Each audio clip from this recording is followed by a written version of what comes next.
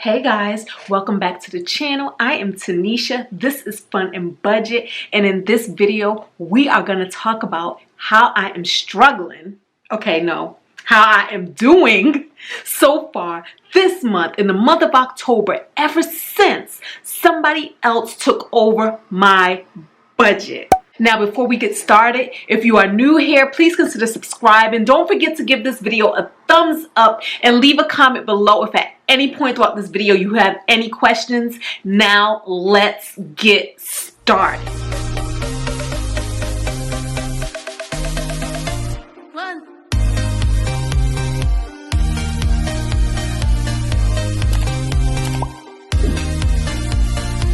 Okay guys, I didn't even plan on coming on camera today.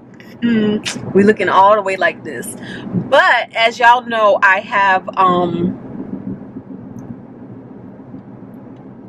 money set aside for each budgeting category, which I totally don't do. I just usually go buy what I want to buy whenever I want to buy it and then add it all up later. But in the meantime, I'm going to try to stick to the budgeting rules. And right now I was getting ready to cook dinner to stay out of the fast food drive-throughs. So I was getting ready to cook dinner and I realized that I was missing a few key ingredients. I need some coffee. That probably will keep me out of the drive-throughs getting coffee because I ran out. And I need some cheese, and then I also need some water. So that is what we are on our way to the grocery store to get. And we have a $200 grocery bill limit. And this is going to be my first purchase for the month. Also, I have a mail service plan, which will come from the grocery bill. So I think that plan might be about 30 something, almost $40 a week. So that is coming out of the grocery bill too. All right, so that's why I got to watch these coins, these other extra runs to the grocery stores. I have to really make it count because I'm not sure what that could come up to with the meal plan, because this is my first time doing the meal kit. But I think I'm gonna like it. So with groceries, Rochelle and Micah gave me $200 to spend in groceries. So that trip to the grocery store, now first of all, the way I'm doing this is all kind of ways confusing. You guys are gonna have to stay with me. But once again, what I did is because I live a credit card lifestyle. See, look, I don't even know how to explain it. But because I live a credit card lifestyle, what I like to do in my every dollar is track what I actually spent. So I don't like putting in what I'm budgeting for something. I like to say, this is what I actually spent in this area, right? And then as I spend, this number right here, like this $98, will change. So this is what was actually spent. And then when you see the remaining, that's what's not paid off on the credit card yet because it hadn't went through all the way. Like it's probably in pending status. So you will see that I spent $98 and pending is $41. And that's what I have to pay on my credit card. So what I'm doing is I keep little notes. So my little note right here at the top, this top line says I have $200 to spend, and out of that $200, I have $112 left to spend. All the way confusing, right? And again, this is why I don't necessarily like putting in numbers for such open-ended things like groceries. And you know, like my bills, I kind of know. You kind of know, like my bill is $100 for electricity, and either it's going to come in at 100 or it's going to come in less or it's going to come in more, and I can put that right there. But we kind of know what we're dealing with. But with things like my groceries and restaurants and entertainment, those things can accumulate differently throughout the month. But I like to know what I spent, not what I plan on spending. Right? Because in my mind, my goal is always not to plan on spending, it's to spend less. So basically, so that's what's happening. So on that trip to the grocery store, I spent $30. And with that, I bought like about 10 bottles of water that was a little bit expensive. But I just really bought some condiments and some coffee, as I stated, so that I can possibly stay out of fast food lines, right? I also talked about the meal service that I had, that I didn't know exactly what the price was going to come in at that point. Now with this meal service, it is actually $38 a week. But what happens is if somebody uses my referral code, they get $20 off, and then I get $20 off as well. So that's why you see that for the 30th and for October 7th, I had $27 that I actually paid, because wonderful people like you use my referral code. And if at any point you want to use my referral code, and then also I do have an every plate video that is out. It's not comprehensive, but it is it gives you a taste and a feel of what every plate can offer for you. So you can check that out, and you can also check out my referral code if you want to check it out. My referral code will be in the description below, and that's what happens there. So that actually helped save me on groceries. And then I did another trip to Walmart where I bought a few more things, and that came to $14. And so as we stand, as of October 11th, I have $112 left in my grocery fund. Hey y'all, I feel like I did it all today. I did it all. I did a lot today. It is 7 p.m. and I haven't eaten. And I know they took over my budget, but they did give me $100 for eating out, right? So they just said I couldn't go to McDonald's. And I don't think that McDonald's stood for all fast food. I think it just literally stands for McDonald's. So I'm not going to McDonald's. I am going to go to Chick-fil-A. Rochelle already told y'all some of my favorite places. So I'm going to Chick-fil-A, and mainly, y'all, I've actually been cooking all week. Now, all week was like the last week of September, so it didn't count for the October budget takeover. But because I knew that this was what was up, because obviously I watched the video, reacted to the video, made the video. So I knew that October, no fast food. So I started practicing and weaning myself off of it by cooking. And it actually worked, because right now I'm on my way to go get something from a fast food joint. But I really don't want it. I really want some fresh home cooked food. However, I don't feel like cooking, because like I said, I worked a lot, y'all. I was on my hands and knees working today. And plus I worked my day job. Guys, all right, so I'm in the line at Chick-fil-A, right? It's kind of big. But here's the thing. I don't want this. I want chicken. I'm going to Popeyes. As soon as this car in front of me move up a little bit, I can get out this line and drive my happy butt to Popeyes. Yes, that sounds like a plan. Y'all, I'm on the phone with Jay, and he is really trying to get under my skin. So, not only am I going to McDonald's, not McDonald's. And not only am I going, oh, you know what? Hold up. Let me finish this one thought before I jump to the next thought. Not only am I going to Popeyes to get some chicken, but Jay is singing. What song was you singing? Hush, little baby, don't you cry. Mama's going to give you a piece of pie. I just remembered. Our Life on ADHD reviewed the Popeyes pie, the new Popeyes pie, and they was like, it's a 9 out of 10. It's a banger. And their reviews be so honest and so real. I'm about to get a pie from Popeyes as well. Thank you, Jay, for running your mouth and trying to discourage me. You just digging me deeper into the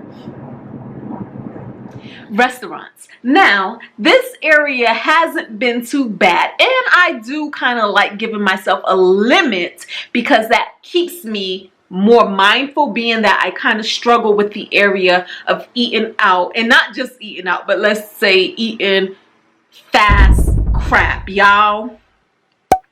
What my videos didn't show, because I was too ashamed to record it, is I was actually tempted. I wanted a McFlurry one day, and I said, you know what?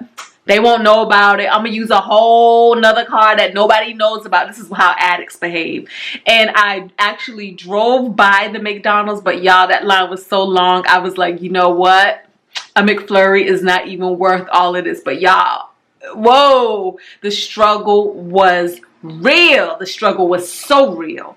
And so once again, if we look at this restaurant category, we will see that I spent $36 so far. Gosh, that seems low. Let me add that up. That seemed like, is that right?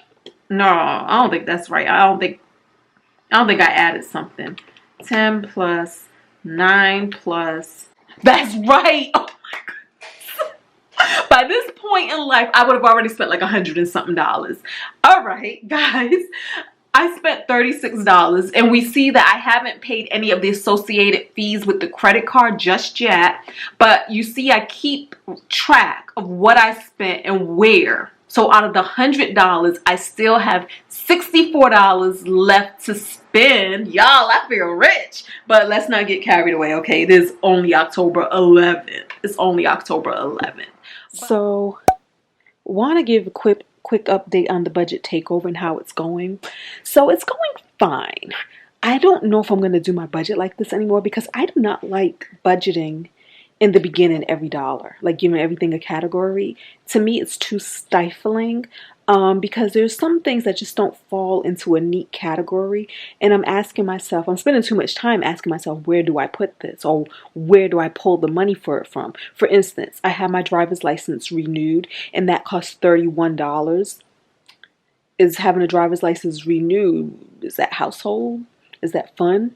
Is that groceries? Is that food? What is that? So for me, like the way I normally do my budgets is I budget my stuff, my main things, and then I leave my money open-ended. I just leave it open-ended. Like I don't put a number in food or a number in but I could see the benefit of putting numbers in food, honestly, because especially fast food. How about fast food? Because yeah, my fast food be getting a little reckless, and I do feel like if I had a number in fast food, it will make me think things through before I go and spend that portion on whatever. You know, I'll put more thought into it. But as far as everything else, I just leave the money open because of things that pop up that don't necessarily fit into a nice, neat budget or a nice, neat bucket. So yeah, so that's what I think about that. So this is just the first week of October, y'all. The first week of October. And I'm just thinking, like, what will I take from this? What will I not take from it? And I think what I will take is giving my fast food category a number. And then once again, I just like leaving it open because it makes it so that I don't have to shuffle money around a lot throughout the month, which is very cumbersome. Now, right here, this is what I was talking about. There are some things that just don't fall into a category, like my driver's license, which I have right here, and it came to $31. Not knowing quite where to pull that from, I pulled it from my household miscellaneous. Should that just go in an unbudgeted fund? But even then, it's kind of hard to say when Rochelle and Micah budgeted every dollar of my money. So if every dollar is budgeted, that means that when things pop up that are on budget, it has to be pulled from somewhere. So for me, that means that I have to shuffle things around a little too much for my liking. I just like to have a budget and just adjust that line item and not have to pull from Peter to fund Paul, right? And so, yeah, I put this here in the household items. And then also for household so far, I purchased $18 worth of toilet paper and lights. that I had to use for my outdoor lights. I bought some sage for $14. I had to buy a plunger because the plunger I had, clearly, I don't know, it was weak and ineffective. So I went and got a grown-up plunger and it did the job. Because when I bought the toilet paper, guys, the toilet paper. Y'all remember how they told me buy $100 worth of toilet paper. So clearly I took that to heart and I bought Charmin extra thick 12 ply. I don't know how many plies it was, but however many plies it was too much ply for my toilet to handle. And the toilet was like, we not doing this today or tomorrow or the next day. Yeah, my toilet stayed clogged for like 3 days with toilet paper until I went out to Home Depot and bought a plunger that wasn't even cute. I was like, do y'all got cute plungers? But no, they had very utilitarian plungers. So $22 for a not cute plunger to unplug the toilet that my very good toilet paper clogged. We going back to Scott's. We going back to Scott's. Okay, so another area that they gave me some money to play with was the fun miscellaneous. They gave me $300. Now, it's so funny because some of the things that I had in mind did not quite pan out. One of those things was I wanted to see Mulan, which I'd never seen. Come to find out, it's because I was in Korea the year that Mulan came out. And I was like, you know what? That was the year that was lost when it came to anything pop culture or entertainment. Korea was a whole nother world and we just did not have access to what was being released in the United States of America unless somebody got it on bootleg, like somebody, you know, received a bootleg copy or something. So I never seen Mulan. So I really wanted to see Mulan and I said, you know what? I am going to borrow somebody's Disney Plus account because I was not willing to pay $6.99 for it. $300 or not. But I said, but what I will do is rent the $30 Mulan and I will pay them for that. Right? That was my plan. So I went ahead and I borrowed a wonderful, fabulous Disney Plus account. And when I went in to rent Mulan, turns out they already had. Then I tried to pay them because it's in my budget and they was like, oh no, you won't, it's already done, we already bought it. No. And so I had to go back to the drawing board on what could I possibly spend this money on. Well, my family came to town, so me, my mother, my sister, my grandmother, and my son, we all went to Coastal Flats to eat, and the bill came to $125, and I used my fun money to fund that. And my family went ahead and they took care of the tip. Here is another category that doesn't look quite how we planned. I had no money set aside for hair because I had $200 in my hair fund in the month of September. So I used that $200 to get my hair done. Y'all see, my hair is done. But then I knew it was going to be more than $200. So it actually came to $250. Then I left a $25 tip. Then I actually paid like about $43 buying the hair. And so with that, that meant that $118 had to be applied to hair from this budget. Once again, where do I pull that from? Where do I pull that from? If all of my money is spoken for, where does that come from? Hey y'all, it's Monday. I'm going into the office and I want some coffee, but they took my favorite, McDonald's, off the menu of options, and so I had to go to freaking Starbucks. And I got a caramel macchiato, which is always hit or miss, and it's nasty. It just tastes like diet caramel coffee. So now my life can't be as joyous as it could have been had I been able to go to Boom, boom, boom, boom, I'm loving it. I'm thinking that when you have a budget and you budget every dollar, such as Dave Ramsey recommends, it can actually leave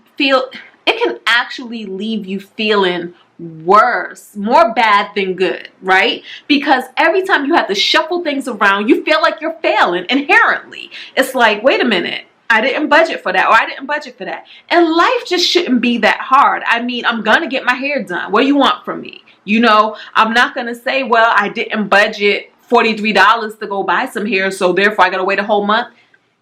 That's not realistic to me. The other thing about it is, Now, I know I have a problem, or I had a problem, or I might have a problem, or I kind of had a problem. And they had to do it to me. They had to take McDonald's off of my list of options. But the thing about it is, sometimes McDonald's is just the better way. As I showed in that one video where I was forced, I was forced to go to Starbucks. And Starbucks, I could have paid $200.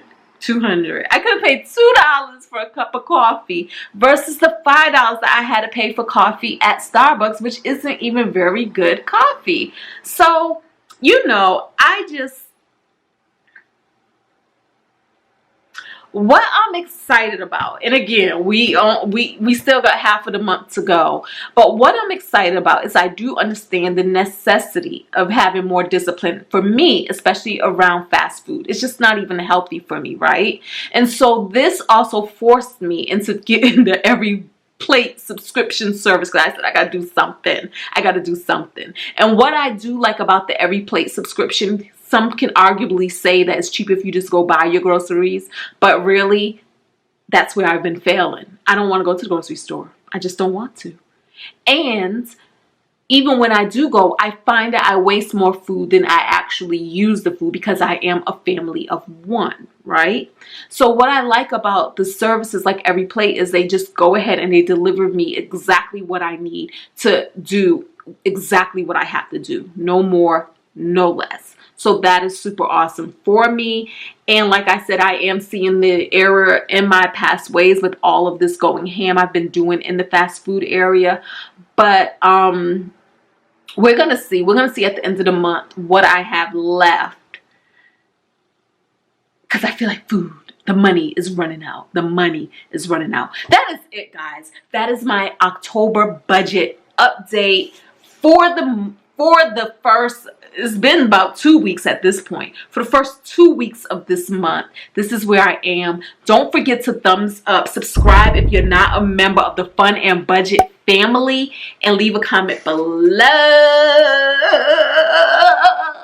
Tell me how you handle those unbudgeted things. Tell me if you actually do budget every single dollar at the beginning of the month. Typically, I make sure that at the end of the month, everything has a place and a home and there's no carryover. But I do like to leave my money a little more open-ended so it can feel a little more flexible when things pop up. That is it. I am your girl, Tinesha. This is Fab. And until the next video, peace.